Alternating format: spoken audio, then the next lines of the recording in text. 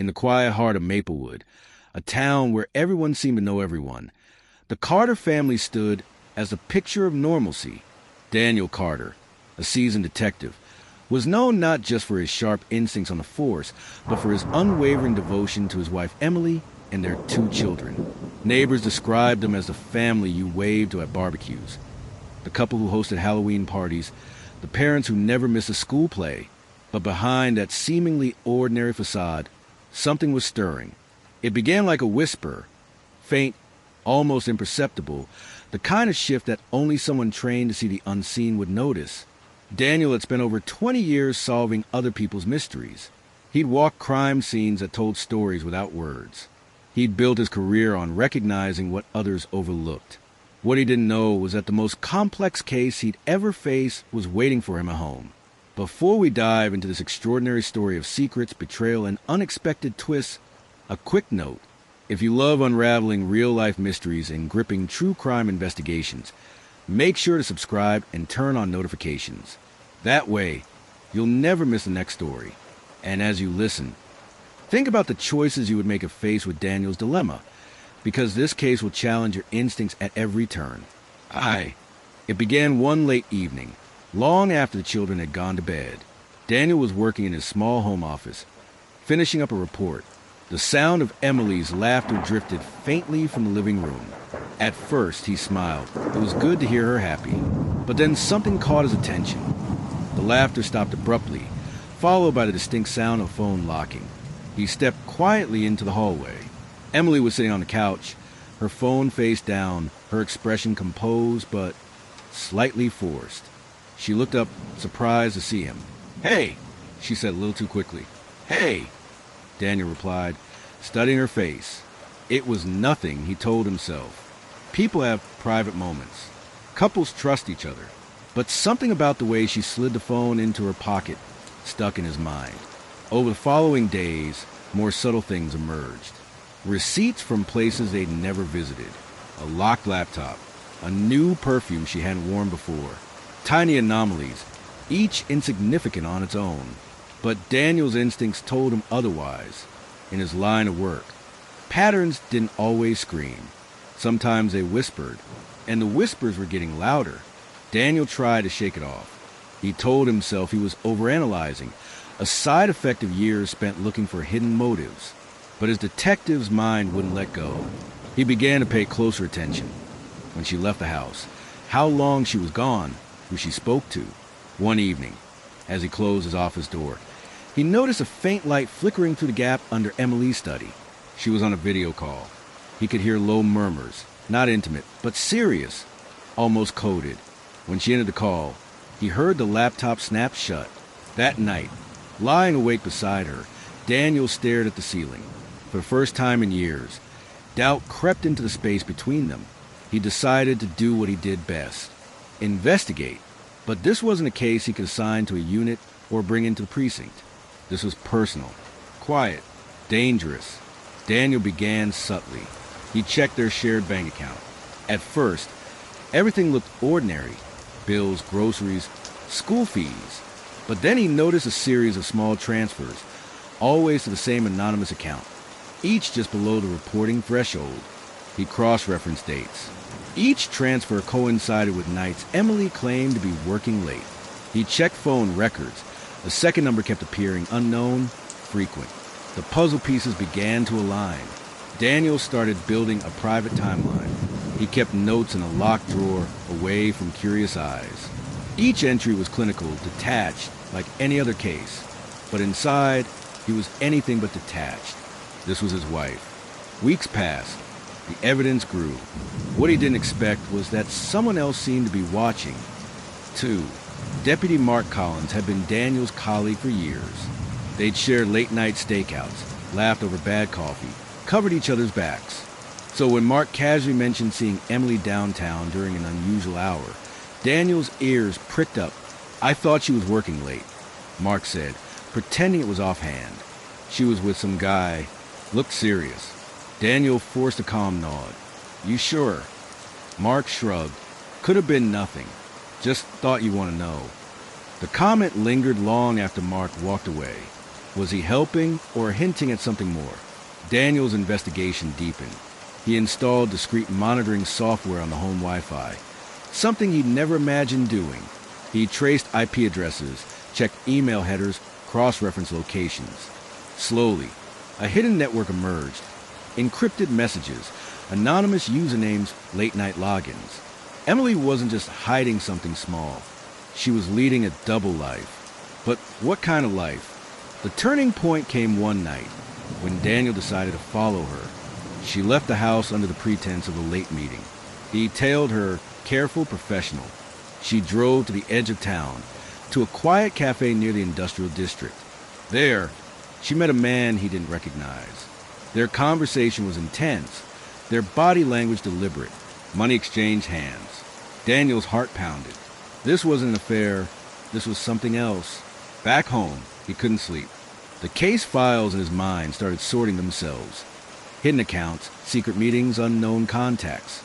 The picture forming was darker than he'd anticipated. As the weeks passed, Mark Collins began to appear at odd moments. Once, Daniel spotted him parked near his house late at night. Another time, Mark showed up at the precinct with oddly timed questions about Daniel's current workload. His casual demeanor began to feel rehearsed. Daniel's suspicions shifted. Could Mark be involved? It wouldn't be the first time a deputy went rogue. Corruption had a way of creeping in through trusted doors, and Mark had access to files, to intel, to Daniel's life. Daniel started digging into Mark's activities on the side. His gut told him something was off. Financial records were clean, but there were too many unexplained absences, too many convenient coincidences. As his personal investigation widened to include both his wife and his colleague, Daniel began to feel the walls closing in. Every moment at home was tense. Every glance with Emily carried unspoken questions. At work, every interaction with Mark was layered with hidden meanings. The double investigation consumed him. Then one night, while reviewing his notes, Daniel made a chilling discovery. Emily had access to a restricted police database, one that only law enforcement or someone with inside help could reach. The logs pointed to Mark Collins' credentials. Daniel stared at the screen. Was Mark feeding her information? Was he part of this hidden operation? He knew one thing for certain. The case was no longer just about secrets in his marriage. It was about something bigger, something that reached into the very institution he'd sworn to protect. Daniel sat alone in his home office, the glow of the monitor painting sharp lines across his face. The evidence stared back at him. Emily had access to a restricted police database, and she'd done it through Mark Collins' credentials. A chill ran through him. Mark wasn't just a colleague. He'd been a friend, a trusted partner on the force. They'd shared cases, secrets, close calls. If Mark was involved in whatever Emily was tangled up in, it meant the rot reached far deeper than Daniel had imagined. His mind raced through possibilities. Had Mark given her the access? Had she stolen it? Or worse, were they working together? He couldn't confront either of them yet. Not Emily, not Mark. The stakes were too high. One wrong move, and he could spook them both. Daniel decided it was time to treat this like a full-scale operation. No more half measures. He created a separate investigation board in the attic, away from prying eyes. Names, dates, financial transactions, license plate numbers, communication patterns. They all went up on the board. Slowly, the lines between Emily and Mark began to tighten. Meanwhile, Emily's behavior grew increasingly unpredictable. Late nights became more frequent. Her explanations were vague, almost rehearsed. She avoided eye contact, deflected questions, and sometimes snapped offensively when Daniel pressed too hard. And Mark's presence at the precinct took on a new, unsettling quality. He would linger near Daniel's desk, casually asking about cases Daniel wasn't even working. Once, Daniel caught him watching from the hallway as he logged out of his terminal. Their friendly banter was gone, replaced by uneasy silences. The tension was unbearable. Daniel was living two lives, the detective on the job and the husband at home, both chasing shadows. One night, after Emily left for yet another meeting, Daniel followed her again.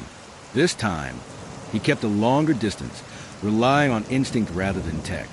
She drove toward the outskirts of town, to a nondescript warehouse by the old freight tracks. The place was quiet, except for a handful of cars parked in shadows. Daniel watched through binoculars as Emily entered the building with two men he didn't recognize. Minutes later, another car pulled up, and from it stepped Mark Collins. Daniel's stomach dropped. Mark greeted the man like he'd done it a dozen times. He walked inside without hesitation. For Daniel, this was a moment the line between suspicion and certainty blurred. If Mark was meeting the same people Emily was meeting, there was no longer room for doubt. He drove home with his pulse pounding in his ears. The evidence was piling up, and now it was undeniable. His wife and his colleague were connected in something far larger than he'd first imagined. Over the following days, Daniel began discreet surveillance on Mark. It felt surreal, shadowing someone he'd once trusted with his life. He noted every strange phone call, every late-night departure from the station, every unusual contact. Mark's movements aligned with Emily's too often for it to be coincidence. Daniel also began pulling records on the warehouse. It was officially leased to a logistics company that hadn't filed proper paperwork in years. The kind of place criminal operations hid in plain sight. The deeper Daniel dug, the more his world fractured. At home, the tension between him and Emily reached a breaking point. One evening, she returned late to find Daniel waiting in the living room. His voice was calm but edged with steel. "Where were you?" "Work," she answered too quickly. "Really?" "Because I drove by your office." "No one was there." Her eyes flickered. For the briefest moment, her mask slipped.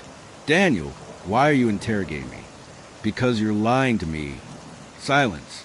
A heavy, suffocating silence. She turned away, muttering something about not having to explain every minute of her life. Daniel didn't push further. Not yet. Instead, he turned his focus toward preparing for whatever confrontation lay ahead. He started backing up all his evidence off-site, anticipating that once this came to light, things would get messy fast. Meanwhile, at the precinct, Mark began behaving even more strangely. He appeared in places Daniel didn't expect him. He asked pointed questions about ongoing investigations that seemed unrelated to his duties. Daniel started to suspect that Mark might be trying to monitor him in return. The sense of paranoia grew. Every phone call felt like it might be tapped. Every glance in the hallway felt loaded. Then came the breakthrough. While reviewing encrypted message traffic captured through his Wi-Fi monitoring, Daniel found a pattern. Someone in the house had been using a hidden VPN tunnel to communicate with an external server late at night. The messages were routed through multiple relays, but Daniel's training allowed him to peel back the layers. The messages originated from Emily's laptop, and the external server was traced to a shell company registered in another state, one that had been flagged in an interagency investigation into money laundering. The content of the messages, once decrypted, hinted at sensitive law enforcement information being exchanged for money. Case details, undercover operations, names. Daniel's blood ran cold. If Emily was leaking police intel, and she was connected to Mark, then Mark wasn't just a bystander. He was either enabling it or directing it. Daniel took his findings to a trusted contact in internal affairs. He didn't give names at first, just the evidence. The IA officer listened intently, eyes narrowing as Daniel laid out the timeline. "This is serious," the officer said. "If what you're saying checks out, this isn't just misconduct. This is criminal conspiracy." Daniel nodded. He knew. The officer advised him to keep digging quietly while IA began a parallel inquiry. Mark Collins' name was entered into a covert watch list. Surveillance was authorized on the warehouse. Daniel felt both vindicated and terrified. The case was no longer just personal. It had crossed into the realm of official investigations. But the closer he got to the truth, the more dangerous it became. One night, while driving home, Daniel noticed headlights in his rearview mirror that matched every turn he made. He tested it. 3 turns, a lane change, a sudden detour, and the car stayed with him. Only when he pulled into the precinct parking lot did the vehicle speed off. It was a warning. The message was clear. Someone knew he was getting too close. At home, things deteriorated further. Emily grew distant, guarded. as if she sensed he was onto her. Their children noticed the tension, asking questions neither parent could answer. The once warm Carter household had turned into a battleground of secrets and suspicion, and at work, Mark began to subtly isolate Daniel. Colleagues noticed the strain, but didn't intervene. The camaraderie that once defined their partnership had vanished, replaced by cold professionalism. Daniel realized he was running out of time. The operation at the warehouse was escalating.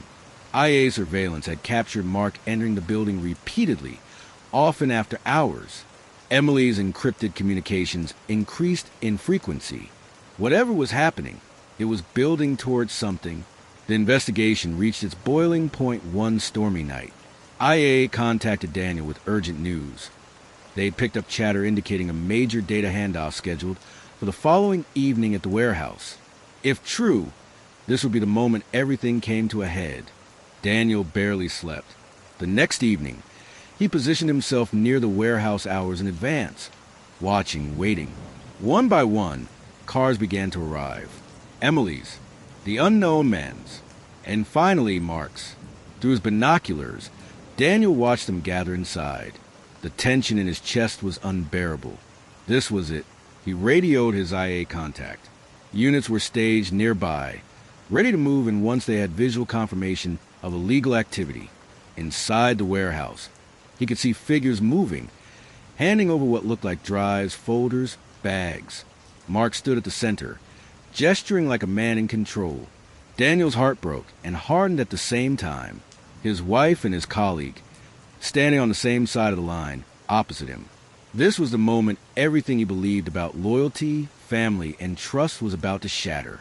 The night had fallen heavy over the Carter household. A quiet tension hanging in the air like a storm waiting to break. Daniel's investigation had led him down a dark and winding path, one where every breadcrumb pointed to the same unsettling conclusion. Mark, the deputy he'd trusted for years, was dirty. The signs were all there. The late-night calls, the evasive answers, the way evidence seemed to shift when Mark was involved. And now, with the pieces converging, Daniel couldn't ignore any longer. He drove through the rain-slicked streets, heart hammering, the windshield wipers thrashing like the rhythm of his doubts. Mark was waiting at the station, unaware of the storm barreling toward him. For weeks, Daniel had played the dutiful detective and loyal friend, but inside, suspicion had festered. He walked in, soaked from the rain, eyes sharp and unyielding. Years of friendship melted into a single, piercing question. Mark looked up, surprised. "Dan, you look like hell. What's going on?"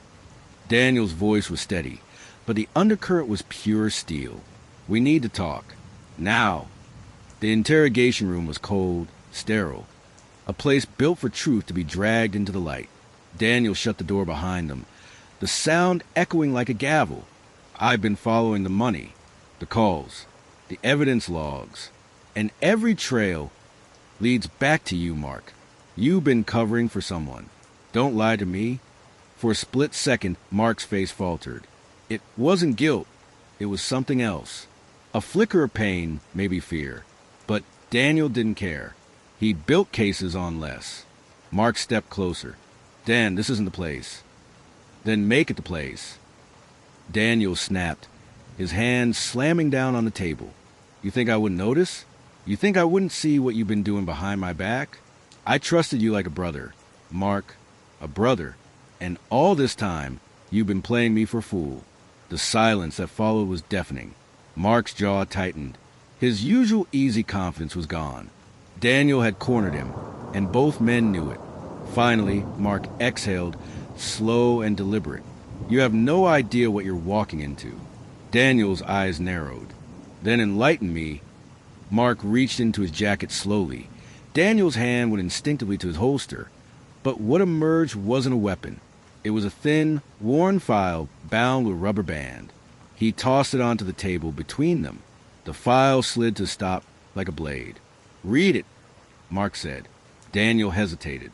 Then he pulled the rubber band away and opened the file. The contents hit him like a punch. Photos, surveillance logs, financial records, all connected to Emily. His Emily, the woman he'd built his life with. "This is a joke," he muttered. flipping through page after page. But the dates lined up, the names, the accounts, everything. "It's not a joke," Mark said quietly. "I've been undercover for the last 18 months. Internal Affairs brought me in because there was a leak. Someone feeding information to a criminal network moving contraband through the county. All roads led to someone close to you. I didn't want to believe it. Dan. But when Emily's name started surfacing in financial trails, I had no choice but to dig deeper." Daniel looked up, his face pale, disbelief etched into every line. "You expect me to believe you've been investigating my wife behind my back?" Mark's voice cracked just enough to betray the weight he'd been carrying. "I wasn't investigating her behind your back. I was protecting you. If I'd told you, everything could have blown up. She's not just tangentially involved, Dan. She's at the center of it. She's the leak." The words landed like shrapnel. For months, Daniel had chased shadows, convinced his wife was hiding something. But Mark was the one he thought he could rely on. Now the betrayal had twisted itself into something far more devastating. Daniel staggered back, the file clutched in his hands. "You should have told me." "I couldn't," Mark replied. "Not without compromising the entire operation. There are people bigger than her involved. If you confronted her too soon, it would have blown months of surveillance. I needed to be the bad guy. I needed you to suspect me." The realization hit Daniel like a tidal wave. Every evasive answer, every late-night call, every unexplained gap. It hadn't been corruption. It had been cover. Mark had allowed Daniel's suspicion to grow because it kept the operation intact. For the first time in weeks, Daniel's voice softened. "You let me think you were dirty." Mark met his gaze. Because it kept her guard down. The room fell silent again, but this time the silence was different. It wasn't rage burning through Daniel now. It was a hollow ache. The enemy wasn't the man across from him. It was a woman waiting at home. The one he'd promised to protect, who'd built a life alongside him while living a secret double existence. Daniel closed the file slowly, his hands trembling. "I need to hear it from her." Mark nodded. "You will, but you need to be smart. We're days away from a sting operation. If you confront her now, everything falls apart. You've always been the best detective I know. But now I need you to be the strongest husband." Daniel's eyes hardened with a resolve that only heartbreak could forge. The truth had cut him deeply, but it had also given him clarity. For months, he'd been chasing answers in the dark. Now the lights were on, and what they revealed was a truth he never wanted to face. The sting unfolded like a coiled spring finally snapping. After months of deception, covert surveillance, and sleepless nights, Daniel stood at the heart of an operation that was about to shatter the illusion of his family forever. Every officer, every unmarked car, every radio frequency crackled with a single, focused purpose: bring Emily Carter down before she vanished for good. For days, they monitored her movements, quiet, calculated, cautious. But something had shifted. Mark's intel suggested Emily was preparing to run. Bank accounts were being emptied. Burner phones lit up at odd hours. Her eyes, once warm and steady, had turned restless, scanning exits in every room she entered. She knew the walls were closing in. The task force set the trap at a small, nondescript airfield just outside town, a place where, on the surface, nothing ever happened. But tonight, floodlights hid in the dark. Tactical teams crouched behind hangars. Engines idled low, waiting for the signal. Daniel sat in an unmarked SUV on the perimeter, hands gripping the steering wheel like a man clinging to the last shred of normalcy. Then came the voice over the comms. Mark's, steady and clear. "She's en route. Black sedan. 2 minutes out." Daniel's heartbeat spiked. In all his years as a detective, he'd never faced a moment like this. This wasn't a criminal he'd built a case against from afar. This was Emily, his wife, the woman he'd shared coffee with every morning, whose laughter had once filled their home. Headlights appeared on the horizon. The black sedan approached, smooth and deliberate.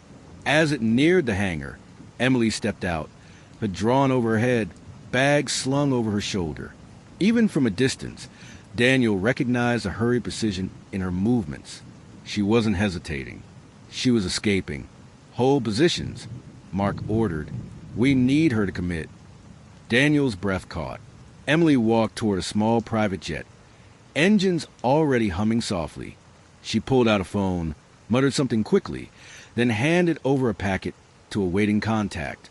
It was the exchange they needed, proof of her active role. Go, go, go! The sting erupted.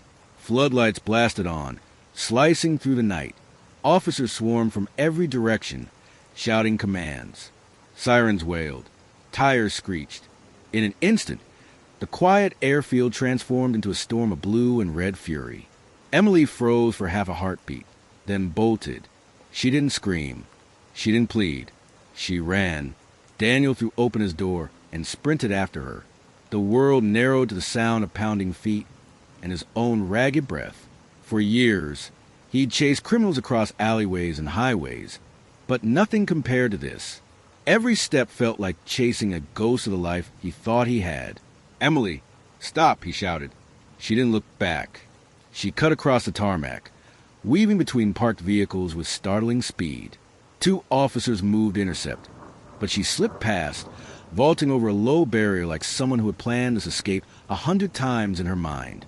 Daniel pushed harder, muscles burning, vision tunneling. The distant hum of the jet engine grew louder. She was heading for the plane. "Cut her off!" Mark's voice barked through the comms. Squad cars swung in from both sides, boxing the runway. Emily hesitated for the briefest moment, then veered sharply toward a maintenance road. Daniel followed. The chase tore through the edge of the airfield, gravel crunching beneath their feet. Rain began to fall, hard, sudden, turning the ground slick and treacherous. Emily's had slipped back, her hair whipping behind her as she glanced over her shoulder for the first time. Her eyes met Daniel's. For a split second, time froze. There was fear there, and defiance.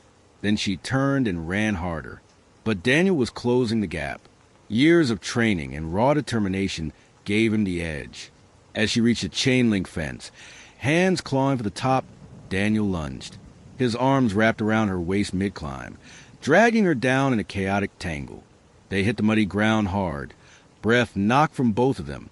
She fought, wild, desperate, but Daniel held firm. Officers closed in, weapons drawn. Commands shouted over the storm. "Emily Carter." Mark's voice thundered as he arrived on scene. "You're under arrest." For the first time, Emily stopped struggling. Rain streaked down her face, mingling with tears. She looked up at Daniel, not with guilt, but with something darker. A quiet, unspoken knowledge that everything they'd built was gone. Daniel stared back, chest heaving, mud on his hands, heart in shreds. He had chased criminals before. But this was a woman he'd once promised forever. The airfield slowly fell silent. The roar of engines and sirens faded into the distant hum of idling cars. Rain still poured, steady and relentless, as if the sky itself refused to let the night end without mourning. Emily sat handcuffed in the back of a patrol car, soaked, mud streaking her clothes, her face blank and unreadable. Gone was the warmth, the easy charm, the woman who had once lit up Daniel's world. In her place sat someone entirely different, cold, calculating, cornered. Daniel stood a few paces away, staring through the rain-speckled window at the woman he thought he knew. His heart felt heavier than any badge, any gun, any case he'd ever carried.